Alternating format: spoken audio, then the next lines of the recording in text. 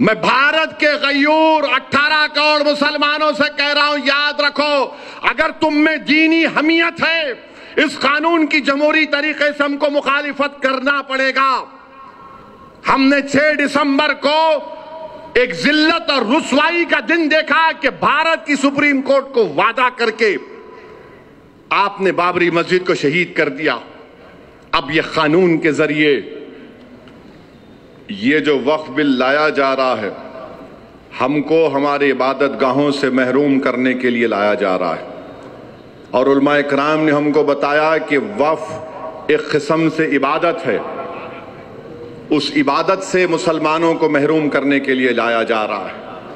मेरे अजीज दोस्तों और बुजुर्गों, वक्फ बाय यूजर ये है। और दूसरा, कलेक्टर को इतना पावर दे देंगे, कलेक्टर डिसाइड करेगा अगर भी डिस्प्यूट होगा। इसकी आवाज कम करो भाई थोड़ा। कलेक्टर ये डिसाइड करेगा, फैसला करेगा कि वक्फ प्रॉपर्टी या नहीं। लॉ ऑफ जूरिस्प्रूडेंस में ये सिखाया जाता है कानून के हासिल करने वालों के कि कोई भी अपने फैसले में जज नहीं हो सकता। कलेक्टर फरीक है, कलेक्टर फैसला करेगा तो प्रिंसिपल्स ऑफ नेचुरल जस्टिस के खिलाफ है ये। अगर कलेक्टर पार्लियामेंट की सामने की मस्जिद कहेगा कि गवर्नमेंट प्रॉपर्टी है, वक्फ बोर्ड दिल्ली को म्यूटेशन करो, ये वो गवर्नमेंट प्रॉपर्टी है, किस्सा खत्म। नोटिस लगा देंगे, दिस इज गवर्नमेंट प्रॉपर्टी है, गवर्नमेंट की प्रॉपर्टी है। वो 123 प्रॉपर्टीज में, वो भी मस्जिद भी उसमें आती है।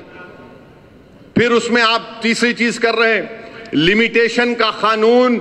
ना हिंदू धर्म की एंडोमेंट मंदिरों पर लगता है, ना सिखों के, ना ईसाइयों पर, ना मौजूदा मुसलमानों के वक्फ पर। जब उन पर लिमिटेशन एक्ट नहीं लग सकता तो मुसलमानों के वक्फ बोर्ड पर मोदी क्यों लगा रहे हैं?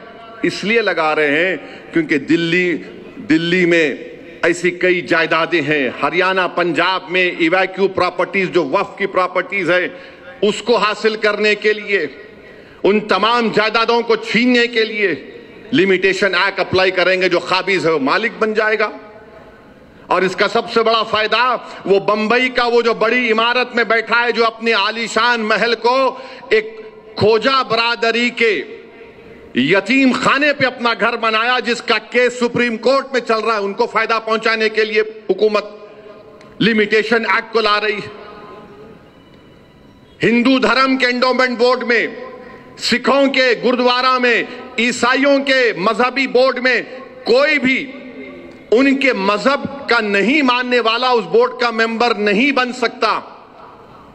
क्या तेलंगाना के एंडोमेंट बोर्ड में, क्या काशी विश्वनाथ के एंडोमेंट बोर्ड में, क्या ओडिशा के एंडोमेंट बोर्ड में, आंध्रा के एंडोमेंट बोर्ड में, महाराष्ट्र, बिहार, यूपी, बंगाल, कहीं पर भी क्या कोई मुसलमान हिंदू एंडोमेंट बोर्ड का मेंबर बन सकता? नहीं बन सकता। तो फिर मुसलमानों के वक्फ बोर्ड में आप कैसे गैर मुस्लिम को मेंबर बना रहे हैं? सिखों के गुरुद्वारा प्रबंधक कमेटी में कोई गैर सिख मेंबर नहीं बन सकता, मगर मोदी बना रहे हैं। क्यों बना रहे हैं? जायदाद को छीन लो, मस्जिदों को ताला लगा दो, और फिर बोल रहे हैं कि पोर्टल पे चढ़ाओ, 6 महीने में नहीं चढ़ाएंगे तो तुम्हारी प्रॉपर्टी नहीं, और तुमको टाइटल दिखाना पड़ेगा। मोदी जी, आप अपनी डिग्री दिखाने के लिए इतना डरते हैं, आपकी डिग्री दिखाने के लिए दिल्ली हाई कोर्ट को जाकर गवर्नमेंट का वकील बोलता है हम खाली कोर्ट को दिखाएंगे, मेरे को नहीं दिखाएंगे। मेरा वक्फ यूजर आप छीन रहे हैं, अपनी डिग्री को भारत की जनता के सामने नहीं रख रहे। अरे कैसे फकीर आप हैं? आप तो बोलते हैं मैं तो फकीर हूं, झोला लेके चले जाऊंगा, तो डिग्री दे के चले जाओ। डिग्री नहीं दिखाएंगे, मगर हमसे कह रहे कि पोर्टल पे डालना पड़ेगा। ट्रस्ट एक्ट में कहीं पर भी यह प्रोविजन नहीं है। मेरे अजीज दोस्तों और बुजुर्गों, इसमें ऐसे 44 अमेंडमेंट। अच्छा, उसमें एक और चीज एक डाल दी गई, जो अगर फर्ज करिए कोई मुसलमान हो गया, 5 साल तक उन्हें कोई जायदाद नहीं दे सकता वक्फ को। अच्छा, उसमें अमेंडमेंट क्या किया? उन्हें डेमोन्स्ट्रेट करना, उन्हें मजाहरा करना, दिखाना। कैसा दिखाना? उन्हें दाढ़ी छोड़ना तो मुसलमान, रमजान में ठहर के मोदी जी के मुंह में खजूर डाल रहा, तो मैं मुसलमान। बच्ची मुसलमान, उन हिजाब पहन लिए तो मुसलमान। क्या है ये डेमोन्स्ट्रेट बताओ। मगर वो 5 साल तक नहीं दे सकता, मगर दूसरे मजहब के को दे सकता है। मैं हमारे हिंदू भाइयों को अपील कर रहा हूं, ये जो मुसलमानों का वक्फ बोर्ड है, ये दान देते हैं अल्लाह के नाम पे, भगवान के नाम पे, जमीन और आसमान के खालिक के नाम पे दान देते। जब दान देते तो मेरी औलाद का हिस्सा नहीं रहता उसमें।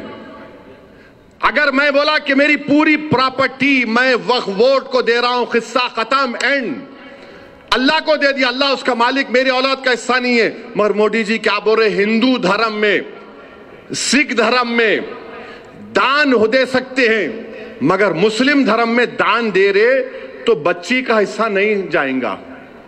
आप कौन होते भाई? मैं मालिक हूं, मैं मालिक हूं अपनी प्रॉपर्टी का।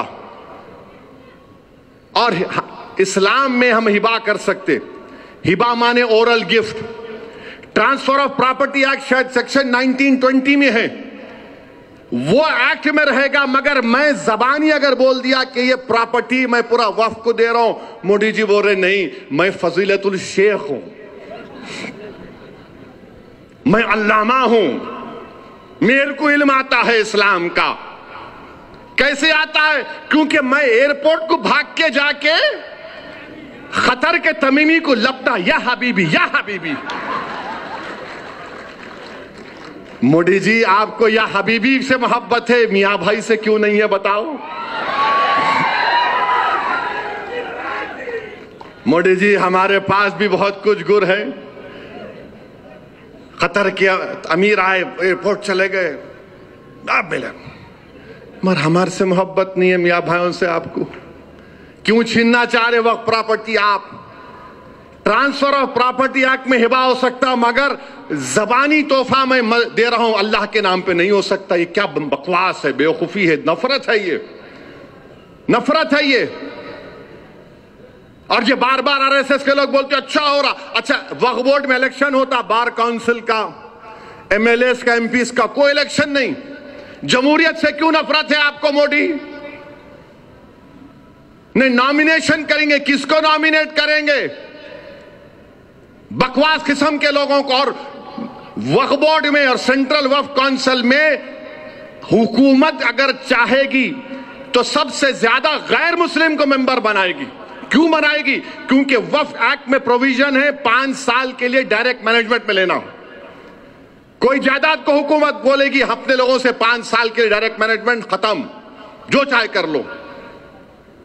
पहले वक्फ बोर्ड में बहुत कमजोरियां हैं, काबिज हैं। अच्छा, सजा क्या थी? अब आज अगर कोई वक्फ की जायदाद को चोरी से बेचा तो 2 साल की सजा। नरेंद्र मोदी बोले प्यारे नहीं, तू चोर है, मगर तेरे को खाली 6 महीने की सजा और बेलेबल। कहां मुसलमानों के मफाद में है बताओ ये आप? राइट टू इक्वालिटी कहां गया फिर? बताइए, वक्फ को यह कानून बनाना, मुसलमानों को बर्बाद करना, अपनी सिर्फ आप नाम के मुसलमान रहना। मैं भारत के गयूर 18 करोड़ मुसलमानों से कह रहा हूं, याद रखो, अगर तुम में दीनी हमीयत है, इस कानून की जमहूरी तरीके से हमको मुखालिफत करना पड़ेगा। हमने 6 दिसंबर को एक जिल्लत और रुसवाई का दिन देखा कि भारत की सुप्रीम कोर्ट को वादा करके आपने बाबरी मस्जिद को शहीद कर दिया।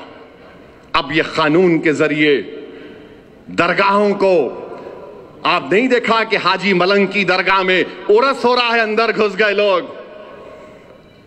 मैं पुकार कर कह रहा हूं, और हमारे मुखालिफिन बेचारे चेपिद्दी का शेरवा है, कुछ तो भी फेसबुक पे आके नहीं, इन्हों जज्बाती बात कर रहे। तुम्हारे अब्बा वफ करे थे कोई? मेरे भाई, इस कानून की मुखालिफत करना है दुआओं से भी और अमली जिद्दोजहद से भी, जमहूरी तरीके से। वेलकम टू सरीन विस्तार। पियर्स कंस्ट्रक्शंस पेश करते हैं शहर हैदराबाद के सरसब्ज शादाब इलाके आराम घर में जदीद तर्ज जिंदगी की तमाम जरूरियात के साथ आरास्ता बावकार प्रोजेक्ट सरीन विस्तार्स। सरीन विस्तार्स का तामीरी काम तेजी से जारी है। अज़्म है कि ये प्रोजेक्ट 1.5 साल में मुकम्मल हो जाएगा। सरीन विस्तास सिर्फ 6,500 रुपए पर स्क्वायर फीट के हिसाब से एक बेमिसाल पेशकश फराहम कर रहा है। मजीद मालूमात और प्रोजेक्ट विजिट के लिए आज ही हमसे राब्ता कीजिए।